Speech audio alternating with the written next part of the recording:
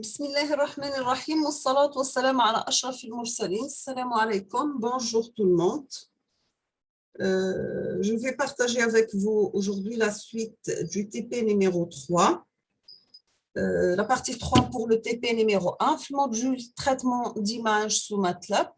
شفنا la fois passée comment la lecture d'une image, comment lire une image avec la commande IMRIT. Comment afficher une image avec la commande ImShow, comment sauvegarder une image avec la commande ImWrite. Et pour la vérification de l'image dans la mémoire, on va utiliser la commande RAW. Aujourd'hui, on va faire l'égalisation d'histogrammes.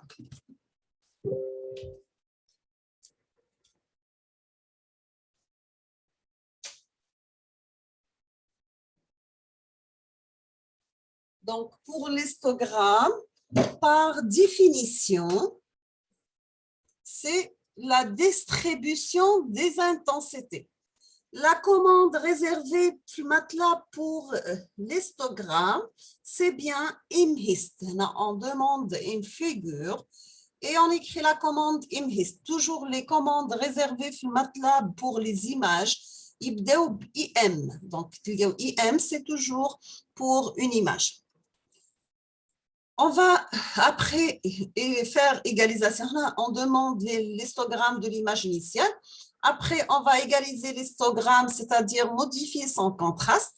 On fait par exemple I2 égale hist equal E. Figure imshow I2, figure imhist I2. Donc, voici la première figure. C'est pour afficher l'histogramme de l'image pour.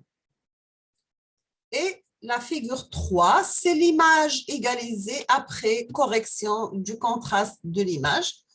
Donc, voici l'image originale pour, et l'image après égalisation d'histogramme. Donc, vous voyez la différence. Donc, l'image, elle devient plus claire, c'est-à-dire on a joué sur le contraste de l'image. On a joué sur la distribution des intensités. D'accord? Maintenant, on va passer les ouvertures morphologiques. Pourquoi utiliser les ouvertures morphologiques? C'est pour la suppression des objets qui ne peuvent contenir un élément structurant. On va commencer par estimation de luminance de l'arrière-plan. Nous avons Clear, Close All. On va prendre une autre image qui s'appelle RICE avec une extension TIFF. On va faire la lecture de l'image avec la commande ImRead. Donc, vous avez I égale ImRead, parenthèse, tiré de la touche 4 de la partie pavé alphanumérique. RICE.TIFF, on ferme la parenthèse avec les guillemets et on termine avec point virgule. ImShow I, c'est-à-dire on vous demande d'afficher l'image.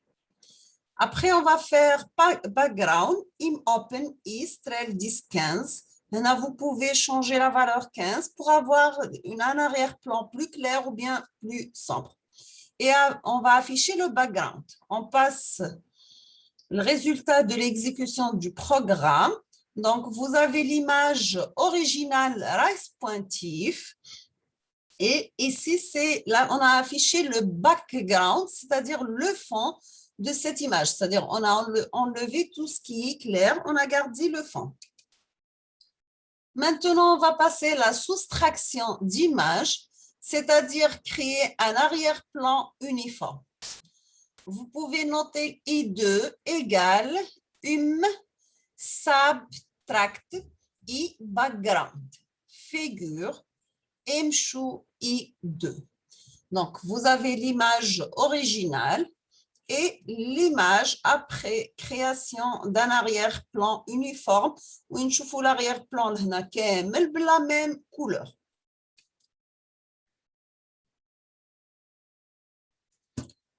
Vous avez la commande stretch lim.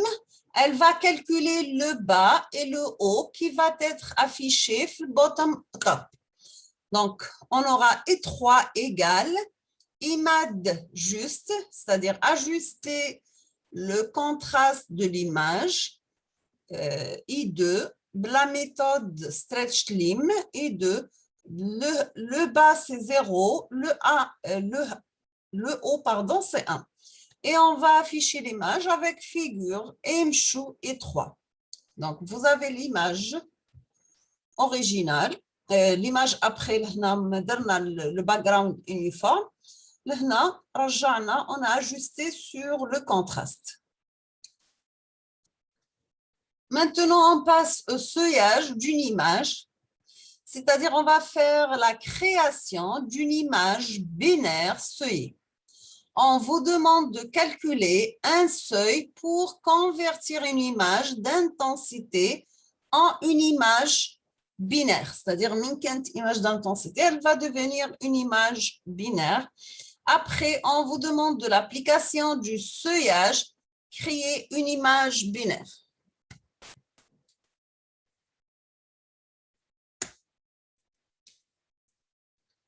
Donc, vous notez level égale gray through et 3.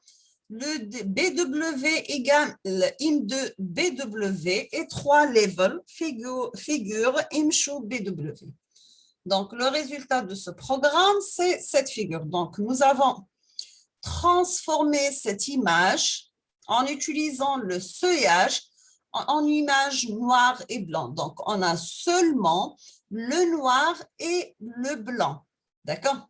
On a éliminé tout ce qui est gris. Donc, on va prendre les intensités proches du blanc. On va les mettre blancs qui sont proches du noir. Ils vont devenir noirs. C'est-à-dire, nous avons deux niveaux. C'est 0 ou bien 1. Pour l'étiquetage des composants connexes, on vous demande de déterminer le nombre d'objets dans une image et on vous demande de faire la précision. La précision, nous avons besoin comme information, la taille des objets, l'approximation de l'arrière-plan, paramètres de connectivité, les objets en chevauchement. Donc, vous mettez entre deux crochets la bled, virgule, nam, object égale. Donc, dit, pour avoir plus de détails, sur BW label, vous pouvez noter help, le workspace dans MATLAB, help, espace, le nom de la commande que vous voulez savoir comment elle fonctionne. BW,4, vous pouvez jouer sur les valeurs head. Donc, on va prendre un nombre d'objets égal à 98. Le max, c'est la bled, c'est-à-dire cette valeur donnée. Donc, pour la sélection et l'affichage des pixels d'une zone d'intérêt, on va faire la sélection interactive. On va mettre grain égal imcrop labeled. Pour la création du color map, vous mettez RGB label, c'est égal à label de RGB labeled, virgule, arrobas, spring, C et chiffre. Et vous affichez l'image avec imshow RGB label. Maintenant, donc, vous allez l'image résultante après l'affichage des pixels dans une certaine zone d'intérêt. Pour le rectangle, vous pouvez changer les valeurs. On a pris 15, 25, 10, 10. Et pour l'axe des X et Y, vous pouvez jouer sur ces valeurs et la figure va changer, bien sûr. D'accord? Quelles sont les propriétés statistiques des objets? Donc, vous pouvez, par exemple, le max de tous les grains égale à 675. On va retourner le label du composant selon la taille. On va prendre 68. On va calculer la moyenne des tailles des grains. En utilisant la commande means, on aura 249.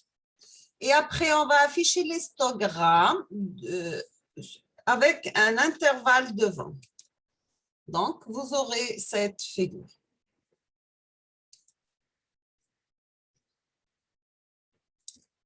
Pour la conversion des types d'images, c'est-à-dire vous changez d'une image, d'un format à un autre format ou un type à un autre type, vous avez plusieurs extensions.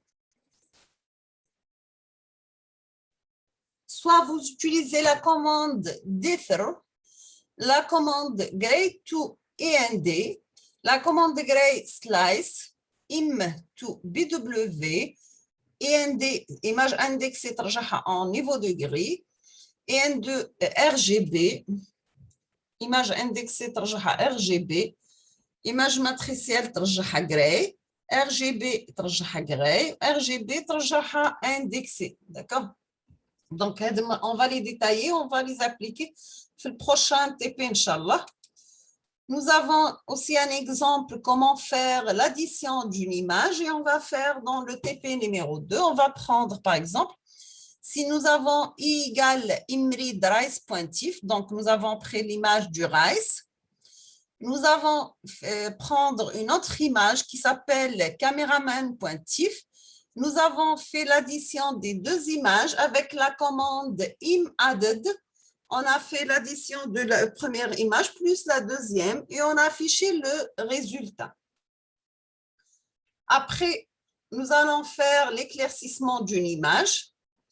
Nous avons fait la lecture d'une image flowers pointif.